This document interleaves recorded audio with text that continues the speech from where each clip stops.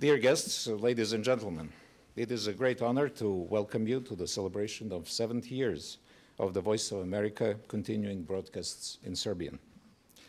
According to the VOA documents, Serbian is one of only a few languages in which VOA broadcast for such a long time without interruption.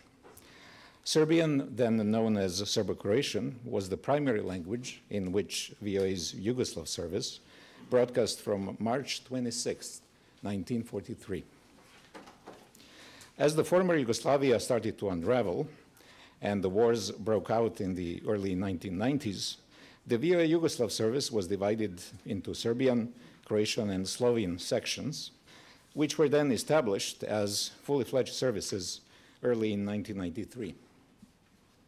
The Bosnian and Macedonian services were established later.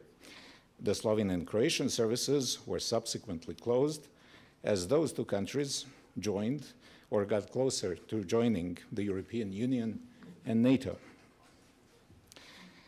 VOA Serbian service continues to broadcast to Serbia and Montenegro, Kosovo and Republic Srpska in Bosnia and Herzegovina, and indeed to all the parts of the former Yugoslavia where Serbian is spoken or understood. We also increasingly are broadcasting to members of Serbian and other South Slavic diasporas throughout the world, including the United States. VOA Serbian was the first VOA language service to begin regular daily TV programs in December 1996, in the midst of mass protests against the Milosevic regime. Today, we have a strong presence in the target area with some 60 affiliates with our daily TV programs and on the internet and social media.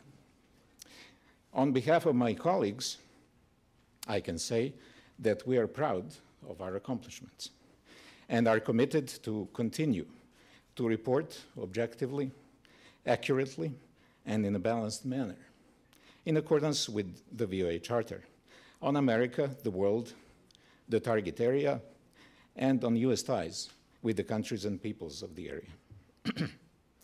We are also committed to fostering democratic values, respect of human rights, and ethnic reconciliation in the Balkans.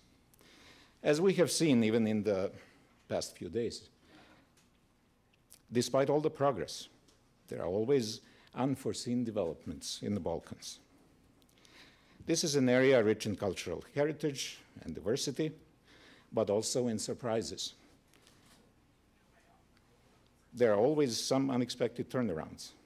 And I would say that I believe the area is fundamentally unpredictable. Therefore, I doubt that the Balkans will become boring anytime soon. And we are happy to continue our mission to cover it, hopefully for some years to come. I would now like to invite the director of the Voice of America, David Ensor, to say a few words.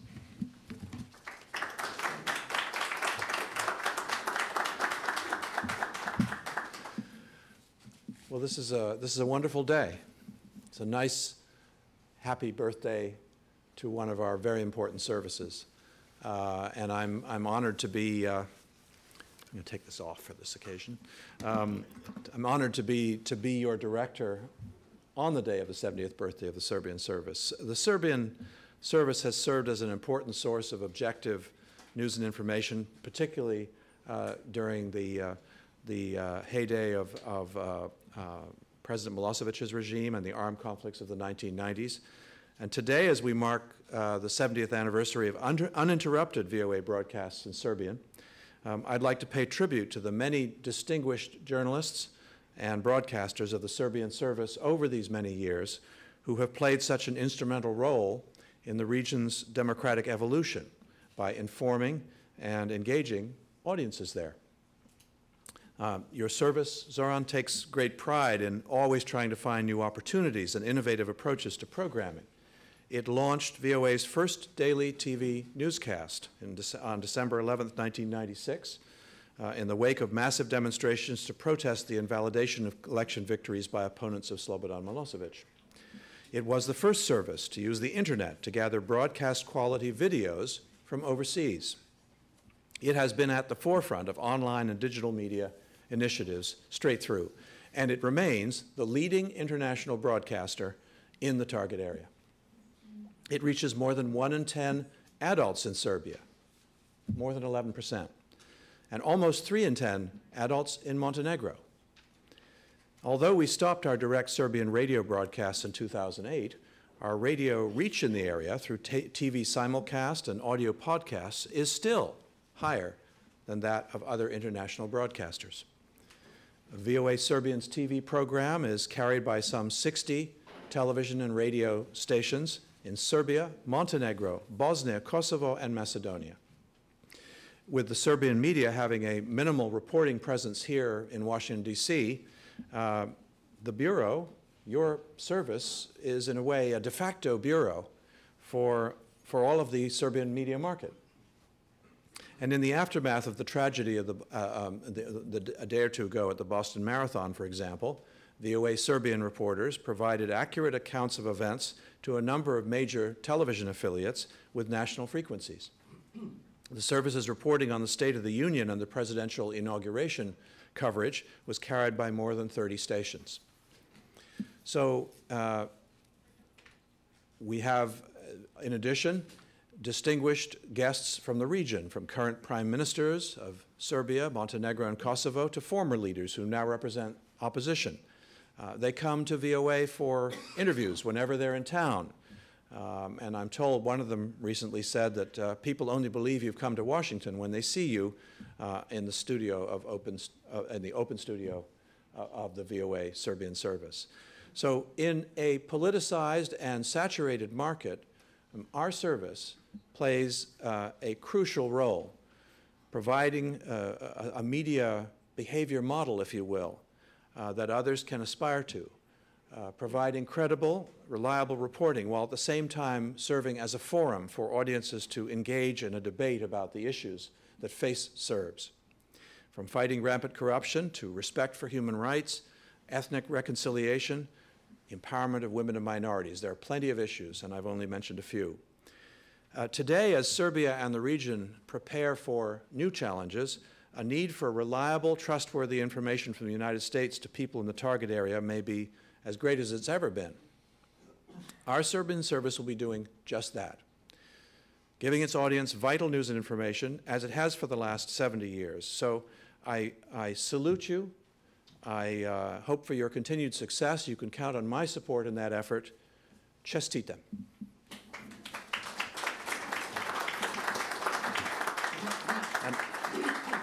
Thank you. And now, if I may, I'd like to introduce my close colleague, friend, and counterpart, the director of the International Broadcasting Bureau, Richard Lobo.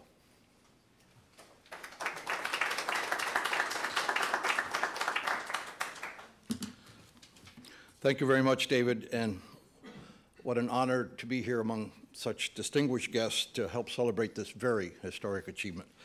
And congratulations to the VOA Serbian service for your 70 years of dedicated service to your audiences and to the United States. What an amazing accomplishment. As most of you know, the VOA Yugoslav service, a precursor to today's Serbian service, was there at critical junctures, including throughout the Cold War and even into this century.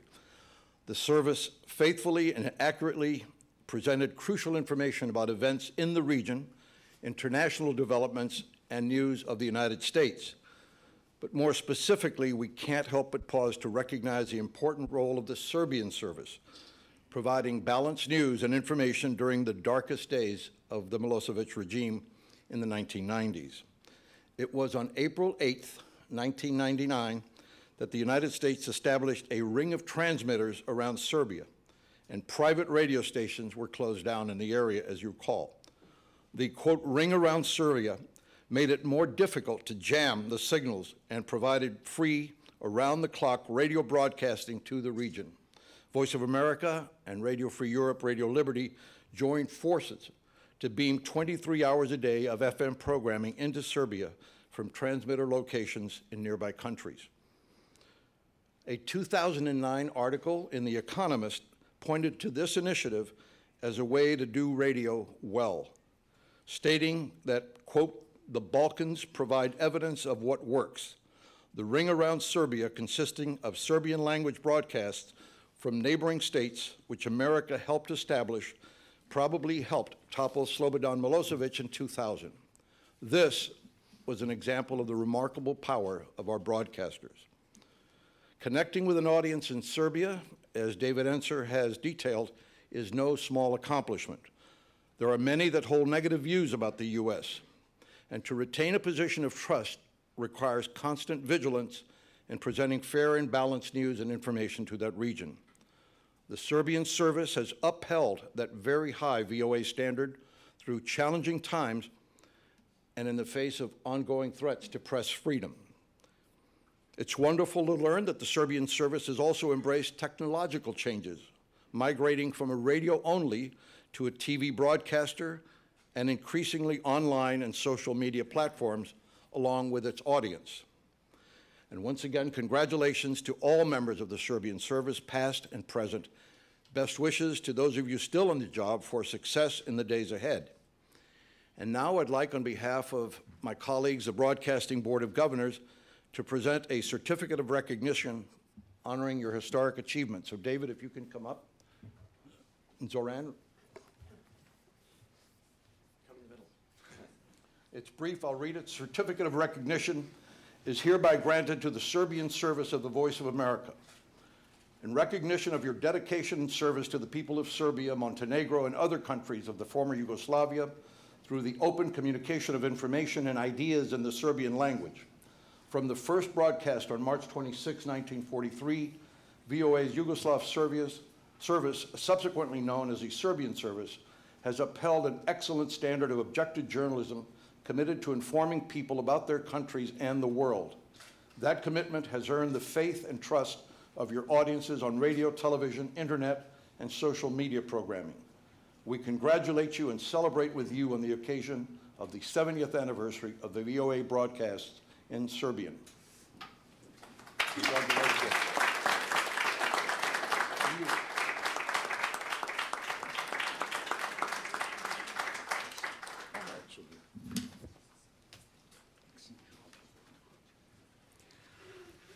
In a slight change of program, I would now like to introduce Philip Ricker, Deputy Assistant Secretary in the Bureau for European and Eurasian Affairs, that is.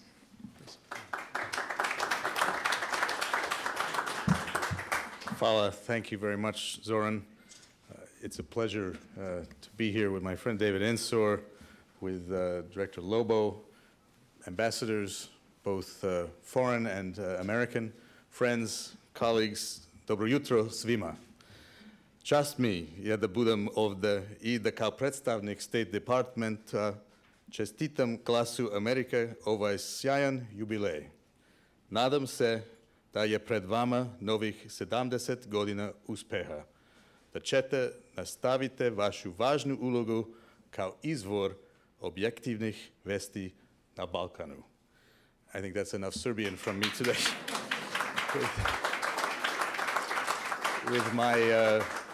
With my unmistakable Macedonian accent, this early in the morning, I think that's enough after my many recent travels to the region. But I do want to congratulate, on behalf of all of us at the State Department, including Secretary of State Kerry, congratulate Voice of America, now in English, for the outstanding work of the Serbian service over the last 70 years. I've been lucky enough to work with the incredible reporters who are part of this organization, the Voice of America, throughout the course of my career. And I know firsthand how hard they work and how important the news they provide is to the people of the Balkans. When I was a public affairs officer in Skopje in the late 1990s, I watched with admiration as this news agency resolutely sought to provide the citizens of the countries of the former Yugoslavia with a true account of the events taking place in their own countries. And the courage that they displayed during those dark years helped bring down a dictator and is a testament to the importance of a free press everywhere. The State Department proudly supports the Voice of America, but I'll remind you that that does not mean that VOA journalists go easy on me or any other State Department official during interviews. In the In the course of my career as a public affairs officer, as the deputy spokesperson of the State Department, as ambassador, and now as deputy assistant secretary, I've always known that if I was going to talk to VOA, I needed to be prepared. And I've always known that their commitment to unbiased, objective journalism means that no one gets a free pass, not even State Department officials. So this is what's made them a trusted voice in the Balkans. Whether people want to follow the latest developments in the European Union's dialogue between Kosovo and Serbia, or understand what is unfolding in Bosnia and Herzegovina, they know that the Voice of America is a news source that they can trust. So in closing, let me just say how pleased and privileged I am to be with you today.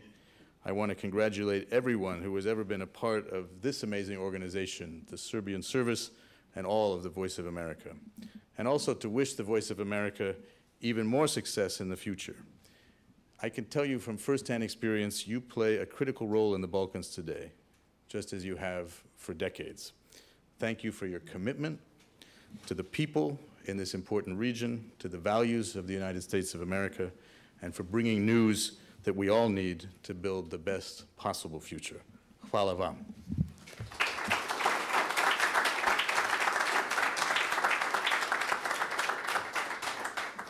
Thank you very much, Glas Amerike. On behalf of all my colleagues, we appreciate it. I would now like to introduce Maja Drucker. She is currently Deputy Associate Director of Language Programming. Maja was the first chief of the Serbian service when it was established as an independent service early in 1993. And she stayed at the helm of the service till 2007. During that period, service went through many very important changes, and I'm hoping she will tell us a little bit about it.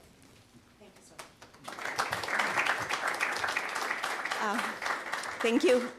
I don't have a prepared speech, and I don't want to repeat what was said by my bosses and by Mr. Riker. There was a lot of history, a lot of important things mentioned quite a few times. The toppling of the regime of Slobodan Milošević was mentioned. I'd like to speak as a journalist who observed what went before I came here and to add a little bit of balance and reality check. First of all, yes, this is birthday of VOA Serbian.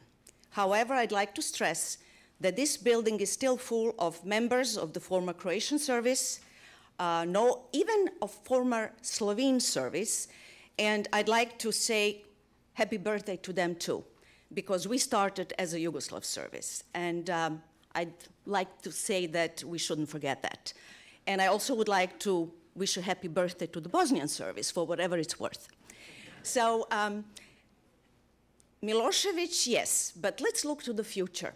We did our job, and at times it was a very tough job. I remember during the bombing of Serbia, I would come to work, and the first thing would be to check where the bombs fell, because I wanted to make sure that they didn't fall close to where my mother lives and where my sisters live. And everybody else felt the same. We were one big family doing a professional job and being very scared for our family members back home or former home. And I would like to say we should stop looking at what happened during Milošević regime. We should turn around and look at the future. The fact that Croatian service was closed and Slovene service was closed due to the fact that they joined European Union or about to join, or NATO and whatnot, that's not why it was closed. It was closed because people here thought that America does not have anything to say to them because they have free press. Serbia today has free press too, and we are still broadcasting to Serbia, and I hope we'll continue. And we should continue broadcasting to other countries that join different military alliances and become the good guys or on the path to becoming the good guys. Voice of America is the voice of the country that wants to reach the world. And if Serbia joins European Union tomorrow, I hope we don't stop telling Serbia what America has to say about them, about the region, about the world. We cannot stop just because war stops. If it stops to bleed, if it stops to lead in the news, that's not the way VOA should function. So I'm talking as a member of a language service, not as a member of VOA management. And I hope you guys hear what I'm saying. VOA is here to talk about America and to build bridges, not to report about wars.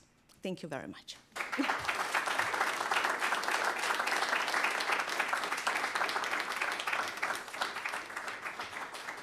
I would suggest that we now watch a special TV report on VOA Serbian service and 70 years of broadcasts in Serbian, produced by our colleague George Putic. Ovdje Washington, Glas Amerike. The Yugoslav service of the Voice of America began its broadcasts on March 26, 1943, in what was then called Serbo-Croatian language, 3 times a week, first over the BBC. The news may be good or bad. We shall tell you the truth. For many people in occupied Yugoslavia, Voice of America was the only source of unbiased news. My father and me and my brothers as kids were listening to the Voice of America to know what's going on France, Eastern and West. And the first function of this program was wonderful for my father, who know that something is different from the program of Zender Belgrade in German language. The world has changed a lot since those first months of the VOA Yugoslav service, but its mission stayed the same: to convey balanced, objective, and accurate information based on facts. In the 1970s, the language services sort of came of age. Before then, the language services had largely been translation machines. But then in the 70s, they began to deploy their own reporters and stringers around the world. And so that was an immense period of change, my 36 years at The Voice. Still, many challenges lay ahead. The fall of communism and the Berlin Wall brought turmoil to the service's target area. And factions that caused former Yugoslavia to disintegrate from within also sought to control their respective media. A lot of people refused to be controlled again, so in order to find out what was really going on, they tuned in to one radio station that their parents and grandparents listened to during the Nazi occupation, and that is Yugoslav service of the Voice of America. By what we were doing, we were helping our ex-compatriots to understand how the West, how the United States is viewing this horrific conflict. When it became evident that the breakup of former Yugoslavia was irreversible, VOA's management decided to divide the Yugoslav service into Serbian, Croatian, and Slovenian services, and later created Bosnian and Macedonian services. Serbian service continued to cover Serbia and Montenegro, which gained independence in 2006. And we had considerable tension during the period over the language we were broadcasting in, because at that time we broadcast in srpsko-hrvatski or hrvatsko-srpski, and you know, there was considerable criticism, not from the region. One of the service's finest hours came in November 1996, when then Serbian authoritarian President Slobodan Milosevic ordered the shutdown of the popular independent radio station B92. B92's editor-in-chief Veran Matić called VOA for help, and soon VOA Serbian was broadcasting B92's programs over its medium-wave transmitters. B92 put out some flyers, it was all over the Belgrade, I was told later, that were saying, listen to B92 on VOA. Being on VOA meant that B92 could be heard not only in Serbia, but throughout the Balkans. And it took only 19 hours of this for Slobodan Milosevic to relent and permit B92 to be broadcast again. Still many challenges lay ahead. One was the switch to TV. an increasing number of people in Serbia were beginning to watch television products that they hadn't been able to watch before. Our radio numbers started declining.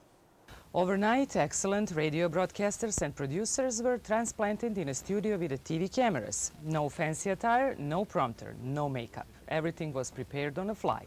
Also, not much video footage. It was a new medium for everybody. Some people were married to radio and didn't like the fact that they would be in front of camera, which is merciless, as we know. Governing philosophy in those days was we need to do more with less. So in addition to radio, we want you to do television. But the Serbian service rose to the challenge, and they succeeded. The audience responded enthusiastically. Hungry to get news not controlled by Milošević regime, many people turned their satellite dishes to catch VOA broadcasts. Many private stations followed, eager to get free top international news. In a few years, program evolved from radio and TV to a full-fledged half-an-hour news broadcast. VOA Serbian also provided balance to mostly local news. So we feel we must have been doing something valuable. In the words of our former stringer from Belgrade, Miša Brkić. Ostalo je nešto što vredi. Valuable things persist. Non-valuables do not last for 7, let alone 70 years. It has a certain value. The value is recognizable, and that is why it has lasted for so long. And so the Serbian service of the Voice of America continues on its mission to inform the audiences in Serbia, Montenegro, and also parts of Bosnia, Herzegovina, and Kosovo on daily events in their region and in the world. And not only on TV, also on the internet, including the most popular social media sites.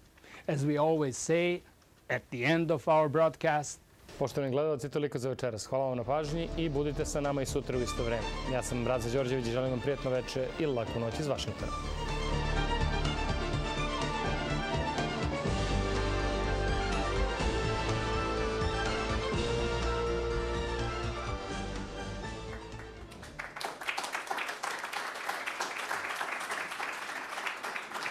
Thank you, thank you. I would suggest we now play another video. A special message by former Senator George Vojinović from Ohio, himself of Serbian extraction. Well, I think first of all that so often when we have a job to do, we really don't fully appreciate the fact that that we're making a difference. And those that have been associated with the Voice of America over the last 70 years in terms of the use of the Serbian language should feel very good because of the fact that we took an area that I used to think of our foreign policy being the barking dog. Every time it barked, we threw them a bone and then forgot them. But today, they should feel good that great progress has been made in terms of making old Yugoslavia, Southeast Europe, Western Balkans, a part of Europe whole and free.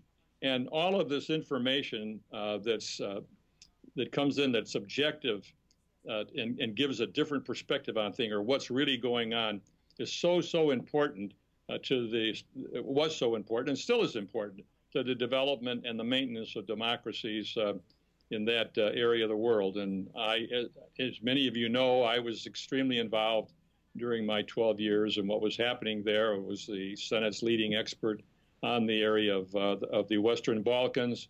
And I can tell you for sure that there was no chance that we would have ever been able to overthrow Slobodan Milošević without the Voice of America, the progress that's been made in the last 70 years and the metamorphosis of what was referred to as once Yugoslavia, now Southeast Europe, and some refer to it as Western Balkans, would not have occurred. And those of you who have worked over the years should feel very, very good that you have been very instrumental in bringing in that area of the world into a Europe whole and free. And so I say I feel very, very good that the progress we've made. It doesn't mean that we have a lot more to do. There's still problems with Kosovo and the relationship between Kosovo and Serbia. There's still problems in Bosnia and Herzegovina. I'm still trying to pray that the Holy Spirit enlightens the Macedonians to work something out with the Greeks so they can go into the European Union and NATO. But the bottom line is we've made great, great progress. And thank you, Voice of America. Thank you for all of you who maybe did a lot of this stuff and wondered, does it do any good? Am I making a difference? You have. You have made a difference for a part of the world that, as I say, for too long, as far as the United States was considered a part of our foreign policy, is the barking dog. You know, things that go bad, we throw them a bone. Today, we've made great progress. Thank you, thank you, thank you for all of the work that you've done. God bless you.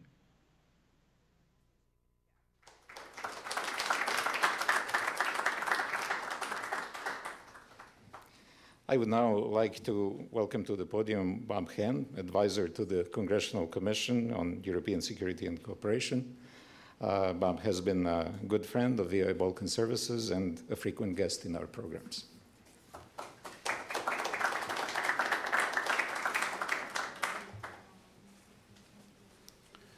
Thank you. It's a pleasure to be here, and watching Senator Voinovich on TV, I have to say, working down in the U.S. Congress, how much I miss having someone like him as we try to keep attention focused on not just Serbia, but the whole Balkan region today in our U.S. foreign policy. It's very common when people speak here in Washington on panel discussions or public gatherings like this to say that the views they're about to express are their own personal views and not those of the institution with which they're affiliated. It's extremely important to do that when you actually work for 18 members of Congress, each of which have very widely different views. But I'm not going to do that today, because I know from working at the Helsinki Commission now for 3 decades, for all 9 chairmen of the Helsinki Commission going back to 1976, the extent to which they agreed, whether they were Democrat, Republican, U.S. Senator, or from the House of Representatives, how important public diplomacy is in pressing the U.S. national interest overseas. Public diplomacy is critical, and it's often overlooked. At the Helsinki Commission, we engage in a lot of public diplomacy. We hold hearings, we have statements, et cetera, not just on Serbia, not just on the Balkans, but on many countries. And our message needs to be delivered to an audience. And if it wasn't for VOA, we would not have that message delivered. We operate on the premise that a human rights violation in one country is a legitimate concern to all countries. And we want to speak out on it, and we need the VOA to help us speak out. It was particularly important during the Cold War period, but as the conflict in the former Yugoslavia showed, it was something that was just as important, if not even more so, in the post-conflict, in the post-Cold War era. I'd also like to say a little bit about our views on Serbia and the Balkans. Anybody who follows the Helsinki Commission know that our sympathies went to the victims of aggression and ethnic cleansing in the 1990s, and that we were, in fact, very critical of what the Milosevic regime did in Bosnia in particular, but in other neighboring countries as well. And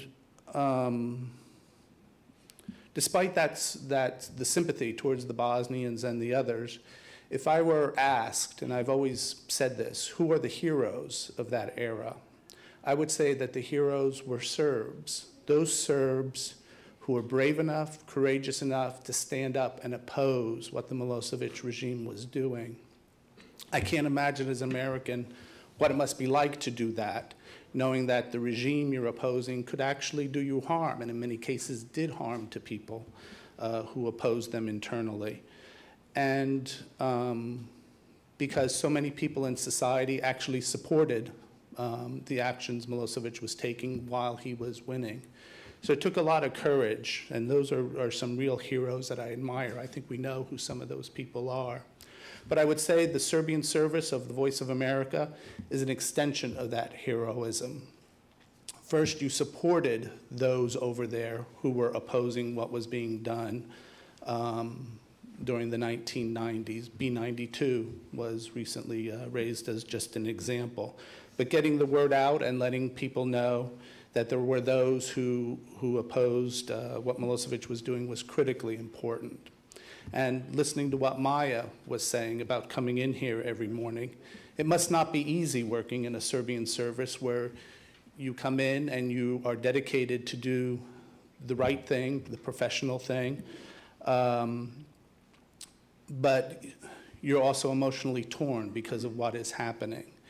And I think the dedication of the journalists and those in the Serbian service very much makes them heroes as well. They stuck with the course of doing the right thing, despite their own emotions about what was happening, and of course knowing that probably their audience did not like to hear what was about to be broadcast. So I'd like to extend my definition of heroism to the Serbian service of the VOA. And I'd also like finally to thank some of the members of the service, Maya, Branko, Yela, who is I think no longer with the service but still here at VOA, who have done interviews with me as a supposed expert over all the years. I've always enjoyed coming over here. As somebody who does not have a background in Yugoslav affairs, I always appreciated the fact that they were interested in interviewing me. What I was saying about accountability of war crimes or other issues was something that they felt was worth broadcasting. That helped give me confidence in going through what was a difficult period from a policy perspective back here in Washington, trying to do the right thing and never quite sure what that might be. So I always appreciate that, as well as just walking in the corridors and learning more from them than they ever learned from me about what was happening in Serbia and elsewhere. So I'd like to congratulate the Serbian service of Voice of America. Again, you are all heroes. And I think because of your actions, as we look to the future for Serbia, we can continue to be confident that despite some of the problems that still exist, Serbia will one day be where it needs to be in Europe. Thank you very much.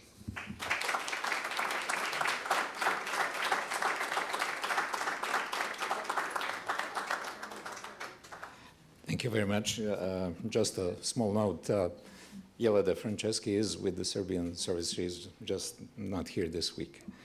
I would now like to introduce Ambassador of the Republic of Serbia to the United States, Vladimir Petrovic.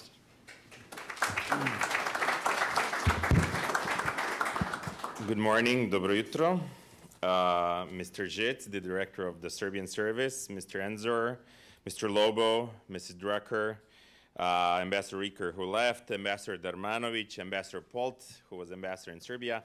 Well, I was discussing yesterday with some of my staff, some of my colleagues at the embassy, how to go about what we talked about of closing of Croatian and Slovene service, where, you know, that we thought it was known to be closed because they're joining EU and the things are all right. And thank you for your comments saying that, you know, that doesn't have to be a reason to close a service. It's easier for me now to say, I wish you another 7 years and I wish us joining EU and things getting better. So that's the first thing. Second thing, I'm not going to concentrate so much of you talked about the recent history, but I know growing up from my grandparents and from older people talking about how during World War II, you know, Serbia that was occupied by Germans, mostly by Germans and some other of the bad guys, and we were allies in World War II. The only voice of hope and voice of freedom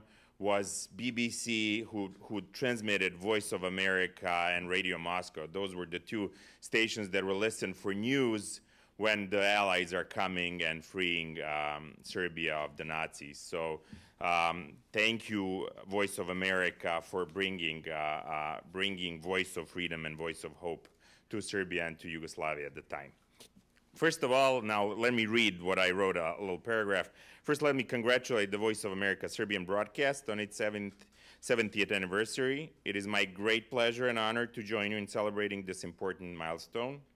During past 7 decades, dedicated reporters of Voice of America Serbian broadcast covered all important events in former Yugoslavia and Serbia and the world. Its creative and proficient team has set the high standards for professional journalism, providing its audience with objective and quality reporting on many issues from daily political events to cultural and scientific achievements. Serbian audience recognizes and values Voice of America commitment to promote freedom and democracy through accurate, objective, and balanced news and other programming. That is why it is widely watched and listened to in Serbia and the region. Allow me to take this opportunity to express hope that you'll continue with important work that contributes to strengthening of democracy and freedom of speech. Undoubtedly, this will be your legacy for the future generations of journalists. Again, thank you for inviting me to take part in this anniversary celebration. On this very special occasion, I'm wishing you success in all your future endeavors. Congratulations.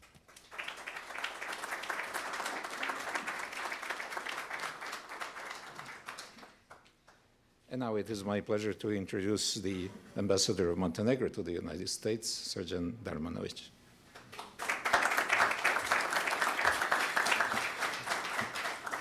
First of all, thank you for inviting me for your great celebration. I congratulate this great anniversary, 70 years. It's something. And I want to say that every time has its symbols. Voice of America for us in the region where we live, and for us in Montenegro, and before that Serbia and Montenegro, was one of the symbols of, or most important symbols of change and democracy, and fighting for change and democracy. I can testify not from my own example, but for many other people in Montenegro, that almost every night we were waiting for those, maybe I can say a magical word, dobro veče, ovo je otvoreni studio Glasa Amerike. Good evening, this is the open studio of the Glas Amerike. Because we knew that those words were connected with what we are striving for, with what we are fighting for. But especially in those dark decades of 1990s. But the Voice of America is not only about past. It's also about future, because the Voice of America embodies values that this great democratic country actually embodies in the world. Those values we are striving for in our drive to EU and NATO. Values that we could have found firstly in the founding fathers' writings, and then in the development of this great country. But I believe that there is also something else important to you who work here. Voice of America has not embodied only the ideas of democracy, change, and freedom, but also of professional journalism. And I am sure that many young people decided to choose their profession to be journalists in Montenegro and elsewhere in the region, actually had a great model in what they could have seen in the Voice of America's program. So I want you many celebrations in the future like this, and I also want you to continue to fulfill your mission, so important for us in Montenegro and in other countries where we live. Thank you very much.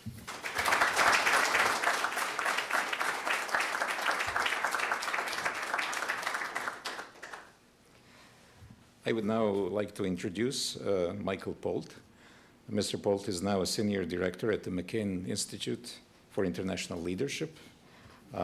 He served as U.S. ambassador to Serbia from 2004 to 2007.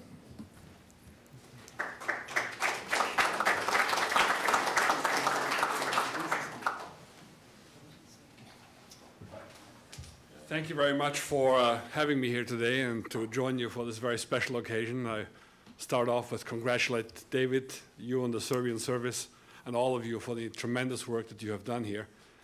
And I want to just make one correction. I was the last U.S. ambassador to Serbia and Montenegro, the State Union, that old thing that none of you remember anymore. But so I had the good fortune for over 3 years to be the guest of the Montenegrin and Serbian people. We talked about public diplomacy. Bob made a very, very important statement here about the importance of public diplomacy. You all talked about the importance of press freedom and about reporting professionally and reporting the truth. Bob also talked about victims, victims of tyranny. One of the victims we didn't talk about is one of the victims of tyranny and of the entire dark ages of the Balkans was the truth. And what you resurrected with the service that you provided was an element of truth, reality, and that kind of reassurance that through all the hype, through all the sort of disjointed messages that were coming out of a corrupt regime, and the troubles and the pain that the Serbian and Montenegrin people had to go through as the last vestiges of Yugoslavia started to dissemble, was an important message that gave people the hope that there was something out there that was future-related. During my time in Serbia, I was always impressed and somewhat disheartened by the preoccupation by so many people with the past, and some of you talked about past and future, and the lack of focus on the future. When I was ambassador, Vuk Draskovic was the foreign minister, a very colorful figure, and I very much enjoyed being with him and listening to him. And he made this wonderful example at one speech that he gave at the American Chamber of Commerce in Belgrade. And he talked about the impossibility of a bird achieving its aim of reaching a goal by flying backwards. He did it much more colorfully and much better than I can, but it was an important message to everybody in the room, Serbian and American and every other country that was represented there, that the future is what we should keep our eye on, and not the past. Not the battles with the Ottoman Empire, not on Milosevic for that matter, but the future of Serbia and its rightful place in Europe and its rightful place in its relationship with the United States. With all due respect to Ambassador Petrovic, I need to say one additional thing that is important to hear, at least for me to say, and that is the Serbian people very clearly have not always been served well by their leadership. Not during the Milosevic time, certainly, but I must very frankly also have to say not during my time as ambassador in Belgrade either. I'm not sure it's still being served totally well by its people. Now, you could argue that many governments do not serve their people totally well. But in this case, I think we need to remember that the Serbian people deserve better than they got. The Serbian people are a wonderful group of individuals, unbelievably inventive and enduring through tremendous hardships to be able to come out at that, to see that goal always out there sort of elusively and never really giving up hope to actually reaching it. I'm convinced that they will. It will not be because of their leadership. It will be because of the heart and the determination and the grit of the Serbian people that they will get there. And you all provided them the material not to give up. If you had not been there throughout these periods, whether it was radio, whether it was TV, whether it's the internet today, without that presence and without that reassurance, they could have given up. And you gave them that additional measure of strength to go ahead and hold forth. So I wish you all the very best for the future. I think you made a very good point about the fact that we can never say things are finished and done. We ought to keep up the dialogue. I think Voice of America continues to play a very important role in the media scene around the world today. And I hope that you have a long and glorious future as well as a very, very illustrious past. Thank you very much for having me. Appreciate it.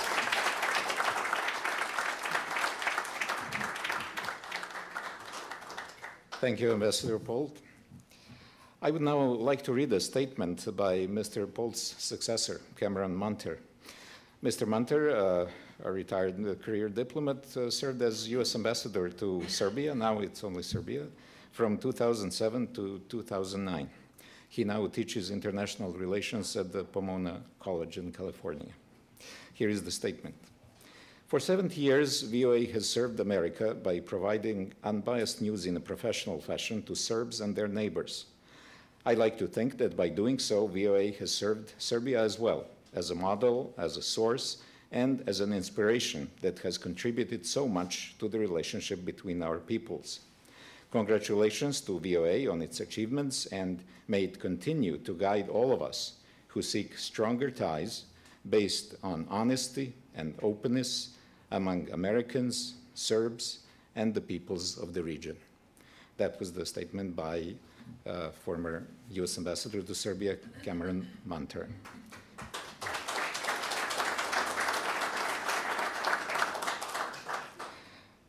I would now like to introduce Richard Miles. Mr. Miles is a retired career diplomat. He served as U.S. Ambassador to Azerbaijan, Bulgaria, and Georgia.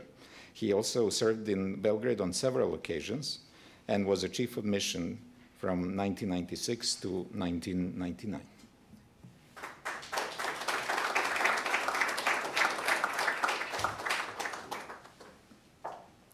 It's nice to be here today and to see a few old friends and also to put faces to names of many people that I have known over the years that I've not actually met before. Ambassadors, it's a pleasure to meet you and say hello to you. The late Mark Palmer used to say that the Balkans had too much history, and I think that's true in many ways. They're not going to forget the past in Serbia or Montenegro. The past is simply too important for them, and that past does unfortunately now include the NATO air war, which resulted in tragedy and sorrow and grief for many people, and also the loss of Kosovo, which has its own emotional content for Serbs and Montenegrins too, I guess. My son and I went back to Serbia, Montenegro, and Kosovo last August on a trip in which we visited the monasteries. And while it was very interesting for us to see really the economic vitality of these political entities, I won't get into tricky ground of states and all that, but it was interesting to see the economic vitality there, but also it was a bit painful to see that so many political difficulties still remain. These difficulties have been well reflected in Voice of America reporting over the decades, starting with the dark days of World War II, when American and British opinion was, governmental opinion was shifting from Draža Mihailović to Tito and his partisans. That must have been a complicated period for the Yugoslav service, that is, to cover at that time. And these difficulties continue, certainly through the period of the war. I'm sure it was extremely painful for Serb and Montenegrin colleagues at that time. And we shared, my wife and I and our family shared some of that pain. We first went to Yugoslavia in 1970 with our family and our two small children. And we lived on Pushkinova up on Topčidersko Brdo. And we went back in, that was 3 years, and then we went back in 1984 for another 3 years. Same street, different house, but the same street, about 20 meters away from where we had lived before. And then, of course, as chief of mission, we lived in that lovely ambassadorial residence there on Užičko, which is the same street that Milošević lived on, which didn't do that residence any good when the missiles came in and destroyed Milošević's home, because it was only about 600 or 700 meters from where the ambassador's residence was. So we have a lot of memories too, maybe too many memories. My wife reminded me of one. One of the speakers had mentioned B-92 and the brave people that had carried that message from inside Belgrade, and with the help of the Serbian service, also broadcast back when Milošević tried to shut them down, and then again afterward when they were free to broadcast again. At that time, the students, the Otpor people and the opposition people were organizing very imaginative and creative demonstrations against Milošević. And one thing they did at the exact time when the governmentally controlled radio and television stations were broadcasting their news was to encourage people to go out on their balconies and in the streets and bang pots and pans together and blow whistles to symbolically drown out the false, or well, the propaganda that the government was putting out. And my wife later told me that she did the same thing. I didn't realize that at the time, but that was nice. So the ambassador's residence had its share of pot banging and whistle blowing as well. And we still have some of those whistles. We decorated our tree with them one year when we were in Belgrade. So we do have a lot of memories. Maybe we have too many memories of Yugoslavia and then Serbia, Montenegro, and then Serbia. The place seemed to get smaller each time that we went back. But someone had mentioned the very brave and the courageous people, Serbs, Montenegrins, Kosovar Albanians too, as far as that goes. And I cannot overestimate that bravery and courage. And that bravery and courage has been reflected beautifully in the work of the people who are in the, now the Serbian service and the former Yugoslav service, who have soldiered on in difficult times and tried to provide this truth, and was really a beacon of truth to the people who live in the region. We served in Russia often, my wife and I, and in Russia there was I don't know if it's still there or not, but there was a radio station called Radio Mayak. I don't know the Serbian word, but Mayak means lighthouse.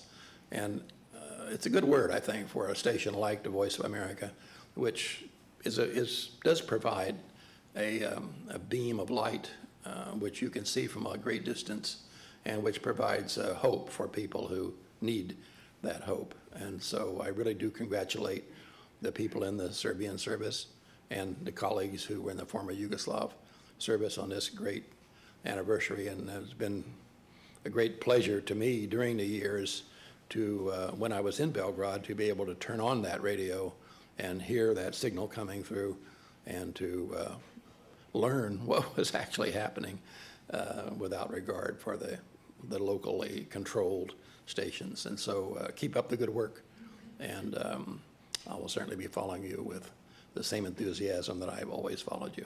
So I appreciate very much your efforts. Thank you.